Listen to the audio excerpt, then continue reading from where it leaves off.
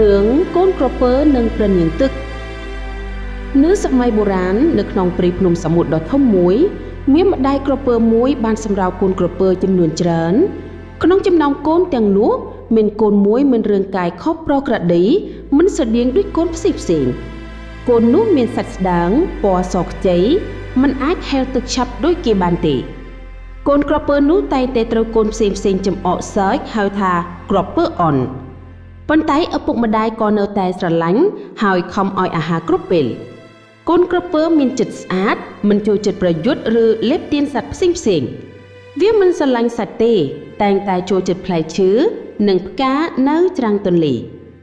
ថ្ងៃមួយកូនក្រពើបានហៅទៅលេងក្បែរទឹកភ្នំមួយដែលជាទីសំណាក់របស់ព្រះនាងទឹក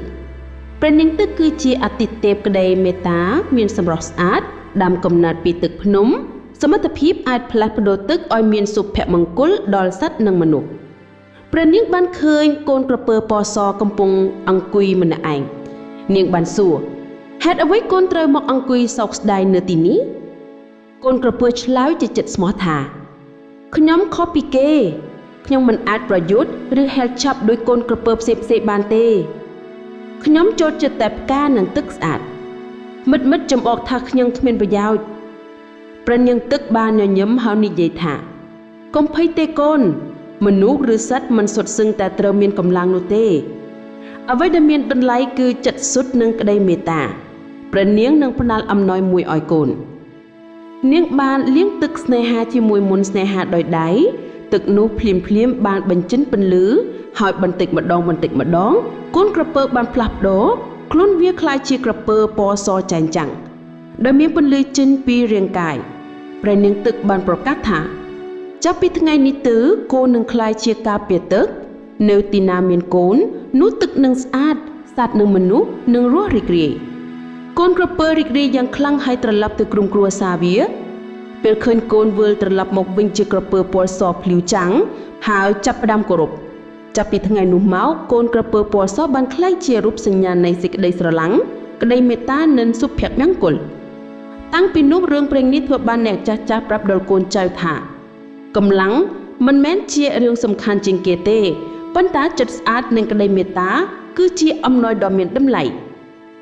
បន្ទាប់ពីកូនក្រពើបានក្លាយជាក្រពើពណ៌សភ្លឺចាំងអំណររបស់វាបានធ្វើឲ្យទឹកទន្លេក្លាយជាស្អាតការផឹកទឹកនោះធ្វើឲ្យមនុស្សនិងសត្វមានសុខភាពល្អ 1. ការពារទន្លេសត្វតូចចាប់ដើមស្លាប់ព្រះនាងទឹកបានបង្ហាញព្រះនាងនិយាយថាអ្នកណាដែលបំផ្លាញទឹកនឹងបំផ្លាញជីវិតរបស់ខ្លួនផងដែរ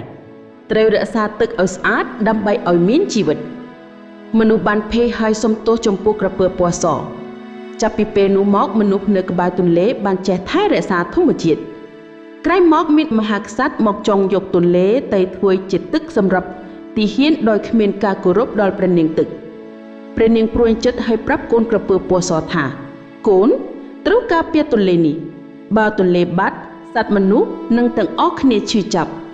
កូនក្រពើពណ៌សក៏បានប្រយុទ្ធជាមួយទាហានច្រើនប៉ុន្តែវាបានប្រើអំណោយពន្លឺនិងទឹកស្អាតដើម្បីបង្ខំឲ្យពួកទាហានត្រឡប់ក្រោយទឹកដែលកើតបានជួយបង្ហាញថាទន្លេជាកម្លាំងសំខាន់ជាងអាវុធ 3. ការជួបស្នេហាក្រោយពីការប្រយុទ្ធព្រះនាងទឹកក៏សូមឲ្យកូនក្រពើនៅជាមួយនាងប៉ុន្តែកូនក្រពើសូមឲ្យអនុញ្ញាតឲ្យវាបន្តរស់ជាសត្វនៅក្នុងទន្លេដើម្បីថែទាំសត្វនិងមនុស្សព្រះនាងទឹកបានសន្យាថាពេលទន្លេចង់ឲ្យកូនចូលជួបព្រះនាងកូននឹងលឺសូរទឹកនិងពន្លឺភ្លឺស្រស់ 4. ទន្លេនៃសុភមង្គលអ្នកស្រុកជុំវិញទន្លេបានយកទឹកទៅប្រើដោយក្តីគោរពក្មេងៗតែងចូលលេងទឹកនិងចេះថ្វាយផ្កាចូលទន្លេ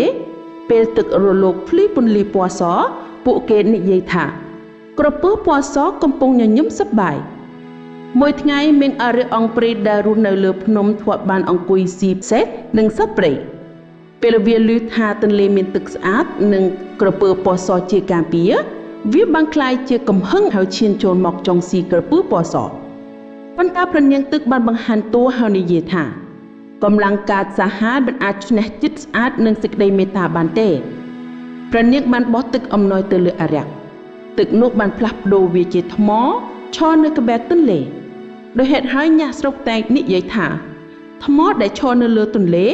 គឺជារូបអារក្សដែលត្រូវព្រះនាងទឹកបង្ខំការគោរពរបស់មនុស្សបន្ទាប់ពីករណីនោះមនុស្សនៅជុំវិញទន្លេបានកាន់ពិធីរៀងរាល់ឆ្នាំដើម្បីថ្វាយព្រះនាងទឹកនិងក្រពើពណ៌សពួកគេនាំផ្កាផ្លែឈើនិងទៀនទៅដាក់នៅច្រាំងទន្លេពួកគេជឿថាបើគោរពជាបន្តបន្ទាប់ទឹកនឹងស្អាតកូនចៅនឹងរស់យូរនិងដំណាំនឹងមានលូតលាស់ក្មេងៗតែងចូលលេងទឹកនិងចេះថ្វាយផ្កាចូលទន្លេពេលទឹករលកភុយពន្លឺពណ៌សពួកគេនិយាយថាក្រពើពណ៌សកំពុងញញឹមសប្បាយការទុកចិត្តរបស់ព្រះនាងទឹកក៏បានប្រាប់ក្រពើថាកូនគឺជាអ្នកការពារដែលព្រះនាងជឿទុកចិត្តពេលណាកូនចាស់ឬខំសោយព្រះនាងនឹងផ្លាស់ប្ដូរកូនទៅជាឆ័ត្រពន្លឺនៅលើទន្លេដើម្បីឲ្យកូនតែងនៅជាមួយទឹកក្រពើពណ៌សសោកស្ដាយតែសប្បាយចិត្តព្រោះវាបានដឹងថាវាបានក្លាយជារូបគោលនៃសេចក្តីស្រឡាញ់និងការពារធម្មជាតិតាំងពីនោះមកអ្នកចាស់ៗនិយាយដល់កូនចៅថាទន្លេគ្មានសត្វធម្មតាទេតែមានព្រះនាងនិងក្រពើពណ៌សថែរក្សាបើអ្នកគោរពទឹកនិងធម្មជាតិអ្នកនឹងទទួលបានសុភមង្គលបើអ្នកបំផ្លាញវានឹងផ្លាស់ប្ដូរជាហេតុអាក្រក់វិញឯក្រពើពណ៌សនោះនៅតែរស់នៅរឿងប្រែងជារៀងរហូតជាអ្នកការពារទឹកនិងអ្នកបង្រៀនមនុស្សឲ្យស្រឡាញ់ធម្មជាតិកម្លាំងមិនមែនជារឿងសំខាន់ជាងគេទេ